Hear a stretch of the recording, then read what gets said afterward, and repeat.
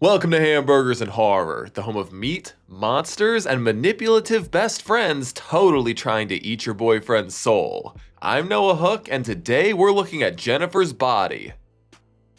This 2009 horror comedy follows a popular high school cheerleader who is kidnapped and killed in a virgin sacrifice to Satan. Unfortunately, Jennifer wasn't actually a virgin, so she's resurrected as a vengeful demon who begins murdering her male classmates and devouring their flesh to survive. As Jennifer begins growing in power, it's up to her bookworm best friend Needy to end her killing spree. Initially misunderstood upon its release, Jennifer's Body has since undergone a major critical reappraisal. What once seemed like a confused teen flick is now celebrated as a sharp feminist cult classic that blends gore, sexuality, and satire in a way that was well ahead of its time. Jennifer's Body was written by Brooke Mario, who is known professionally by her pen name Diablo Cody. She's also written Juno and Lisa Frankenstein. She and producer Jason Reitman wanted to turn the horror genre on its ear with some smart comedy. Cody took influence from films like The Lost Boys, which explore complex friendships, but wanted to specifically switch that over to a female perspective. The film was directed by Karyn Kusama, who has brought us films like Destroyer and The Invitation, the latter of which I'd say is a very underrated gem. She's also a director and producer for Yellow Jackets. Kusama loved how the script felt like a fairy tale gone psycho and immediately signed on to the project. She also loved the distinct feminist themes throughout. And boys, I know I just said the big scary F word twice now, I think. If that is something you can't handle, maybe see yourself out now because we're going to be talking about it a lot more. But I encourage you to stick around. Maybe we'll all learn something together. The film stars Megan Fox from Transformers in her most iconic role of all time, the smart, sassy, satanic Jennifer. Amanda Seyfried from Mean Girls as her best friend Needy. Johnny Simmons from The Perks of Being a Wallflower as love interest Chip. Adam Brody from Ready or Not as Satanist Nikolai. And J.K. Simmons from Spider-Man, Whiplash, and a ton of other bangers as Mr. Robluski. It also features Kyle Gallner and Chris Pratt pretty early in their careers. One of the biggest highlights of Jennifer's Body is the snappy dialogue. There are so many quotable lines in this film. I'm going to throw in as many of them as I possibly can, but for the full snarky experience, you should really go watch the film. K&B headed the film's visual effects, which look a little bit dated today, but their practical work really holds up. Cinematography was handled by M. David Mullen of The Love Witch and Debs, who utilized a lot of color and panning to give the film a dynamic look. The score was co-composed by Stephen Barton of Exam and Theodore Shapiro of The Devil Wears Prada, and the soundtrack features a lot of indie rock like Panic at the Disco and All Time Low. That particular genre of sad boy indie rock is very important to the plot of the film, and it feeds into the background really nicely. Jennifer's Body was grossly misadvertised to make it look like a horny, raunchy teen romantic comedy, partially due to Megan Fox's recent stardom in Transformers, which left audiences expecting a very different film. This caused it to get pretty mixed reviews upon release and ultimately be a pretty big box office flop. Some appreciated the witty dialogue, surprisingly complex characters, and the film's distinctly feminine perspective, while others thought it wasn't as funny, scary, and most importantly as sexy as was advertised. Over the years it has been reevaluated though, with some considering it a modern feminist masterpiece. That being said, it does have a 47 and 36% on Rotten Tomatoes, along with a 3.4 on Letterboxd, so not everybody loves Jennifer's Body. I personally love it though. I wouldn't go so far as to say it's a masterpiece. I have some small issues with it, but I generally think it's a lot of fun, is really underappreciated, and has a lot of really great moments and aspects. Thank you so much to my patron Jason for requesting Jennifer's Body for me to review. I think we're gonna have some fun today. And before we jump in, I just want to give a quick shout out and thank you to my patrons and my channel members. You guys are all awesome. They help keep the twinkly lights on over here. So yeah, I appreciate y'all so much. You too can become a cool ass patron in the link below. But hey, with all that said, it's probably time we get started. I will eat your soul and shit it out. Because we're watching Jennifer's Body. The movie opens as we creep up on the bedroom window of high school senior Jennifer Check. But it's not Michael or Jason or another typical slasher outside. She's being watched by her ex-best friend Needy, who will be our narrator for this story. Hell is a teenage girl. Needy is a patient and inmate at a mental institution where she discusses her lack of faith and her affinity for kicking the guards and nurses. This gets her thrown in the hole, so she takes us back to where this story began. Welcome to Devil's Kettle, Minnesota, which is named after a waterfall that pours into a mysterious hole that scientists still haven't found the exit point of. Maybe it's another dimension, or just really deep. We jump back 2 months where Needy and Jennifer were your typical shitty high schoolers. Jennifer is a sarcastic, super popular cheerleader, while Needy is a meek little dork, but they have been besties since the sandbox despite their increasing differences. It also may or may not be the case that Needy has a little crush. You're totally lesbi gay. Jennifer convinces her to join her at the local music venue to see an up-and-coming rock band from the city called Low Shoulder. Needy's boyfriend Chip is butthurt that she's ditching him for the night, and he questions how much she has in common with her BFF. The girls head to this grungy dive bar called Melody Lane, where we meet a few new characters like foreign exchange student Ahmet and horny police academy student Roman. Jennifer's in awe of the eyeliner emo boys and drags Needy over to rizz them up. These are like smart bumps. Okay, you point them in the right direction and shit gets real. But for all of her confidence in Devil's Kettle, Jennifer quickly turns into your typical nervous high schooler when she's faced by lead singer Nikolai. They have this really awesome 9/11 tribute shooter. It's red, white, and blue, but you have to drink it really fast or it turns brownish. All right, well, we'll drink it fast. She runs off to buy him a drink, and Needy overhears the bandmates discussing whether the little slut is a virgin or not. Assuming the worst, Needy tells the creeps that Jennifer is a virgin, even though that is not true. I'm not even a backdoor virgin anymore, thanks to Roman. Low Shoulder plays their moody theme song called Through the Trees, which we'll be hearing a lot of through the film.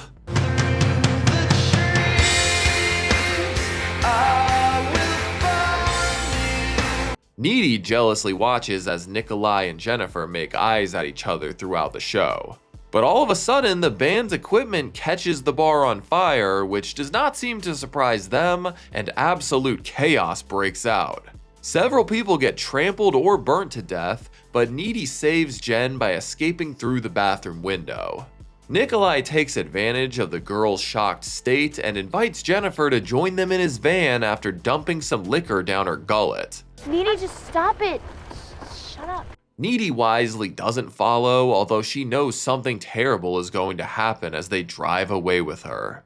She calls Chip and tells him about her gruesome evening, and she finds a blood-soaked Jennifer in her kitchen. She chows down on a delicious Boston Market rotisserie chicken before spewing a bunch of spiky black goo. Are you scared? She nearly bites into Needy's neck, but opts to run away instead. The next morning, wild rumors about the fire are already spreading throughout the school, and Needy is shocked to see Jennifer is seemingly fine. What is wrong with you? What's wrong with you? Besides the obvious surface flaws. She plays dumb about what happened last night and is completely emotionless about the people who died. J.K. Simmons pops in as their teacher, Mr. Roblewski, who shares that a teacher, several parents, and 8 students died in the fire. This includes Ahmet, the foreign exchange student from India. Also, why the fuck does Roblewski have a prosthetic hand? Needy tries to explain what happened with Jennifer to Chip, but he just chalks it all up to trauma. After school, Jennifer approaches a grief-stricken football player named Jonas. She lures the sad boy into the woods for a makeout sesh. A flock of woodland creatures arrive to watch the show. She tells him that he'll be seeing his dead friend very soon before slamming him against a tree and showing off her big old demon mouth. Mr. Robluski finds the disemboweled young man being snacked on by a deer a bit later, and Jennifer cleans herself up with some steamy skinny dipping. Meanwhile, Low Shoulder has been able to tell the world that they were heroes at the Devil's Kettle fire, actually saving locals from the burning building. They've blown up and are getting constant airplay. Jennifer has been feeling incredible since devouring Jonas, although her callous response to death is increasingly concerning to Needy. She also suddenly shows interest in Chip. You know, Chip is looking really cute to me lately. Over the next month, the community mourned its losses while Jennifer thrived, and the town has become obsessed with Low Shoulder and their crappy song.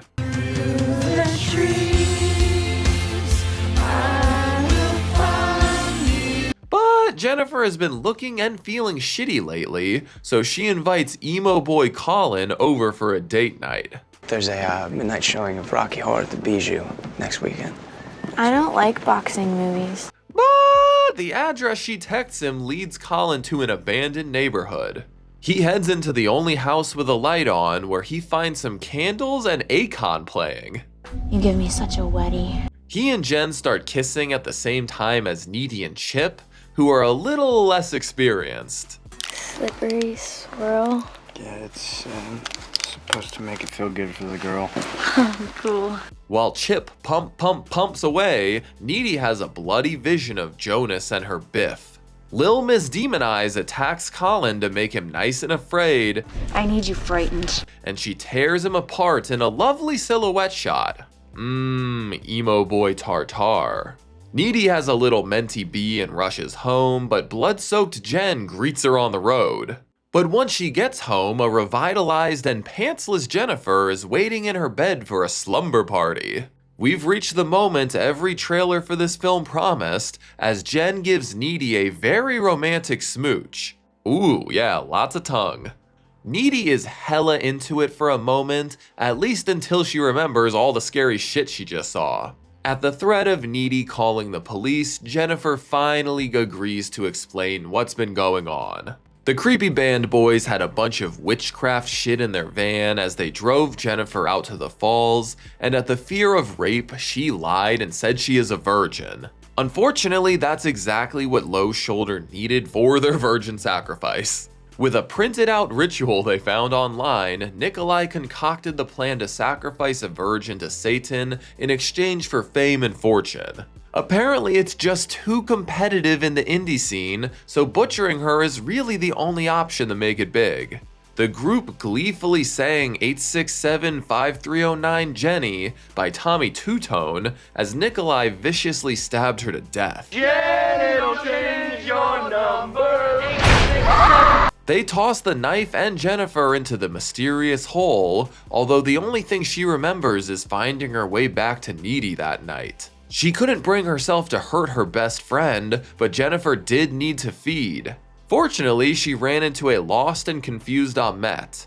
Nobody knew that he survived the fire, so he made for a perfect first course in her demonic feast. When she's full, Jennifer is practically immortal, able to heal wounds immediately. But unfortunately, she needs to eat to stay full, or else she becomes weak and lifeless. Okay, bye! Devil's Kettle has gotten used to death by now, but Needy is determined to put a stop to Jennifer. She researches virgin sacrifices, demons, and succubi, learning that demons are weakest when hungry. She once again tries to explain this to Chip. Jennifer's evil. I know. No, I mean, she's actually evil. Not high school evil. She's learned that because Jennifer wasn't a virgin, it caused the ritual to go awry and reanimate Jennifer with a demon attached to her soul. She will forever have to feast on the flesh of men, or in this case horny boys, to survive. Chip doesn't buy all this hocus pocus and still wants to attend the spring formal with her, so Needy reluctantly breaks up with him in the hopes it will keep him safe from Jennifer's clutches. Womp womp. All the teens get ready for the big dance, including Chip, who hasn't told Needy he's coming or his mother that the two have broken up. This also includes hungry Jennifer, whose foundation is working overtime. These two are nowhere to be found at the dance though, as Jen intercepted Chip on his way there. She tells him that Needy and Colin were actually intimate before his death. I mean, they were porking on a semi-regular basis. She claims to really care about him and gives him a smooch. Meanwhile, these evil fuckers have returned to Devil's Kettle to generously play the spring formal for free. Needy seems to sense that Chip is in danger and searches for him, but Jen has brought him to some random abandoned pool for the finale. She yoinks Loverboy into the pool and thrashes him around, and Needy follows his blood-curdling cries to the pool. What is this, a YMCA? More like a BYMCA, am I right, boys? She yeets herself into the water and tackles Jennifer, and Chip hands her some pepper spray his mom gave him. This causes Jen to spew more sludge and fly into the air. She can fly. She's just hovering. It's not that impressive. God, do you have to undermine everything that I do? The two get into a verbal sparring match in which Needy finally confronts Jennifer about always being a terrible friend. She asks if she did this to Chip just to upset her, or because she's actually so insecure and can't stand having a man want Needy instead of her. Jennifer vows to eat her soul and shit it out. Thought you only murdered boys. I go both ways. Hey, that a boy, Chip? Gushing blood and in need of a tampon, Jennifer scurries off to find a different snack. Unfortunately, the damage is done and Chip is quickly bleeding out. He apologizes for not believing her, and the two affirm their love for each other before he dies. So this brings us to kind of where we started in the beginning. Needy laid in wait for Jennifer to get hungry and weak before her final strike. She bursts in and attacks the succubus with a box cutter. Do you buy all your murder weapons at Home Depot? God, you're much. Although it'll take more than some paper cuts to kill her. They fly around in the air, biting and stabbing each other, but it isn't until Needy rips off her BFF necklace that Jennifer gives up and allows her to finish the job. My dead. In her final moments, the color returns to Jennifer's face, indicating that the demon has left her body. This scene is witnessed by Jennifer's blissfully ignorant and absent mother, which is how Needy landed in the slammer.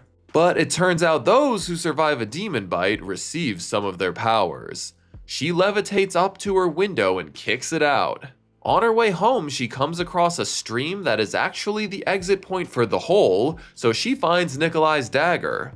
She hitches a ride with Lance Henriksen for some fucking reason, as she's planning to be present for Low Shoulders' final concert. In the closing credits, we get some photos and videos of Low Shoulders' debaucherous rise to fame. But then we switch to crime scene photos of the slaughtered bandmates, indicating that Needy was able to avenge her BFF after all. The movie ends with a security cam photo of Needy leaving the very bloody crime scene. And that's Jennifer's body. Yeah, I think this one is a lot of fun, it's surprisingly smart, and it's way better than most people give it credit for. Those Rotten Tomatoes numbers are actually absurd. Ever since its release, it's often been dismissed as a cringy, teeny bopper B-movie, and Megan Fox has been dismissed as a talentless hack who can't act, and I pretty much disagree with both of those concepts. Look, I'm not saying Megan Fox is Oscar material or anything, but she holds her own and more in this film. She absolutely nails the comedic sarcasm of the role, she has so many great quotable moments, but she also really nails the subtler emotional beats of the character. Her relationship with Needy is really the anchor of this film. And it's definitely not like a full-on horror movie, but there are a few really gruesome and a couple actually scary moments in here as well. It was obviously made for a teen audience, but I do think even as an adult, the dialogue and script really do hold up. That may partially be my own nostalgia talking. I was about 12 years old when this movie came out, so this particular 2000s vernacular is very familiar to me. But as I said, it is the relationship between Needy and Jennifer that really anchors this film, and there are a lot of great themes layered within that. The bond between Jennifer and Needy is intimate, toxic, and deeply emotional. It's a mix of love, jealousy, and codependence. Both characters function as two classic horror archetypes. Jen is the confident, popular, sexually active cheerleader, while Needy is the quiet, awkward, sexually inexperienced nerd. Jennifer is the kind of girl that the entire horror genre has built its career off killing, while Needy in a lot of ways is a pretty classic final girl. They are polar opposites in many ways, which is pointed out by multiple characters in the story, but I actually really like that about them and their relationship. It adds a whole lot more complexity to both of them and the things that they value. They are more than just archetypes and what they appear to be on the surface. What really makes them them is much deeper than that. But there's also a lot of pretty messy power dynamics going on. I love all of their rude nicknames and inside jokes. You can tell that it's really the way Jennifer talks, and Needy has really adapted to talk and sound more like her. Jennifer is the queen bee that Needy lives to please. She'll drop literally everything she's doing just to appease her BFF. Needy is her verbal and physical punching bag. She will do anything and take any abuse to be the apple of Jennifer's eye. And at the same time, Jennifer is also obsessed with being the apple of Needy's eye. She puts Needy down to keep her from venturing away from her. She keeps her small and meek on purpose so she can have her to herself. It's toxic as hell, but it's also super relatable on both ends. I'm sure most of us haven't gone quite this far, but I'm sure that we've all had friendships that we've cared about, and we've made calculated decisions, whether that be putting someone down to keep them from doing something that doesn't involve us, or really changing ourselves to fit that person and what they want more, just in the hopes of keeping that friendship alive. This is why Jennifer steals Colin and eventually Chip from Needy. It's to showcase a dominance over her and keep her tethered and needing her, regardless of how much it hurts her. The writer, director, and actresses have talked about the way the script explores the ways that young women and girls are taught to compete with each other culturally. Even your best friend is often viewed as your biggest competition. Women are in constant competition with one another, always, even when they love each other. And I think it's a sickness, and I think it's fucked up, and I think it's something that's depicted perfectly in this film. Jennifer's death and reanimation is happening simultaneously to Needy's own transformation, although hers is a bit more self-driven. After years in Jennifer's shadow, she is finally trying to ascend up to her level as an equal. And this push and pull between best friends and mortal enemies is also filled to the brim with sexual chemistry. The deep intimacy of their relationship is toxic, possessive, but also romantic. Their kiss scene isn't just some shock value and eye candy for the boys or the girls, it's a visual manifestation of their tangled love and power, and that's the power dynamics being pushed between the two of them. Jennifer's transformation into a demon can be read as a metaphor for queerness demonized by society. She's punished for her desire, yet made powerful through it. Her line, "I go both ways," plays on her sexuality, but also symbolizes her torn identity. She's part human and part monster. She's part victim and part aggressor. Just like Needy and Jennifer's relationship, bisexuality is a confusing, murky area for a lot of young people while they're figuring out what they do and don't like. Needy and Jennifer are trying to identify what is friendship and what could be more. Needy's devotion and eventual betray echo the pain of breaking away from someone you love but can't save. Their final confrontation functions as both an exorcism and a breakup. Cody and Kusama also wanted to make sure that this was a feminine story told from a feminine perspective, so while it is still sexy here and there, which is, I don't know, a little uncomfortable to say considering they're high school characters, it really is not a movie designed for the male gaze. It's not a bunch of eye candy. Any moments of eroticism, it's really for the story and the characters, not for the audience. I do wish that the boys being killed were a little bit more explored, or maybe if they even had it coming a little bit more before they were killed, but generally I love that her hunger for men reverses that male gaze, and we're really watching the killer from that female perspective. Gay, straight, or bi, this is a distinctly female story from the creators down to its characters. And that isn't that unique in the year 2025 when we've got directors like Coralie Farja, Lily Glass, Anna, Lily Amirpour, and a lot of other great female directors, but it was a lot more rare in 2009. Think back to the 2000s.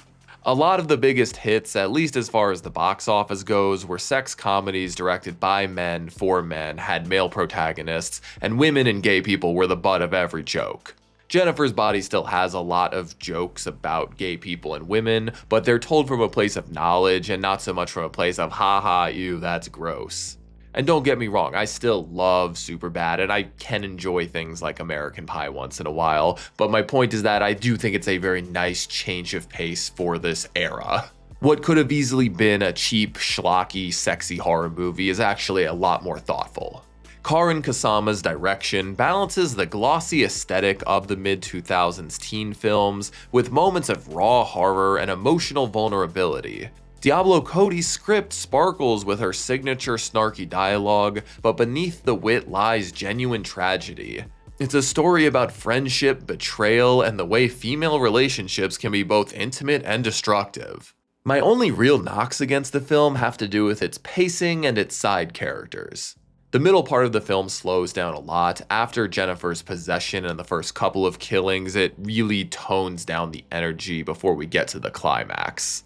The focus shifts towards Needy's investigation and relationship drama, which while thematically rich, feels a bit sluggish and repetitive. And outside of Needy and Jennifer, the cast of characters feels a bit thin. The boys Jennifer kills are largely caricatures we meet for a couple minutes at most, and even Chip serves more as a plot device than a fleshed out person. This works for the film's allegorical kind of perspective, but it does limit the emotional weight of their deaths. The director's cut apparently has a lot more scenes with those characters and their grieving parents, but unfortunately I couldn't find that version to watch. I have a feeling that version holds a bit more emotional depth though. But aside from a couple pacing and side character issues, I really enjoy Jennifer's Body. I truly think that it is Megan Fox at her absolute best performance and her most iconic. The script is really smart and plays with a ton of horror tropes, and I've already mentioned how many funny jokes and lines there are. It's funny, sarcastic, occasionally scary, and emotionally compelling. I wouldn't go so far as to call it a masterpiece, but it is one of my favorite horror movies from the 2000s, and it's one of my favorite horror comedies of all time. If you haven't seen it, I highly recommend you check it out, especially if you've recently gone through a breakup. Well, that's about it. Thank you so much to my patron Jason for requesting Jennifer's Body for me to review. This was so much fun to revisit. And yeah, I always appreciate how you always keep me guessing with what kind of horror film you're gonna have me cover next. But have any of you seen Jennifer's Body? I imagine so. But if so, let me know what you thought about it down in the comments, and be sure to share your favorite quote from the movie with me. There's a lot of good ones to choose from. And be sure to join me next time as we check out a 2023 horror film called Loop Track. Thank you all so much for joining me, and an extra thank you to my patrons and channel members. As always, I'm Noah Hook, and thanks for watching Hamburgers and Horror. Stay safe out there. Thanks for watching my review of Jennifer's Body. If you enjoyed this video, be sure to like and subscribe so you can keep up with all my horror reviews. And if you want to help support the channel further, you should check out my Patreon account. You'll be able to vote for future movies and franchises I cover on the channel. Thanks y'all.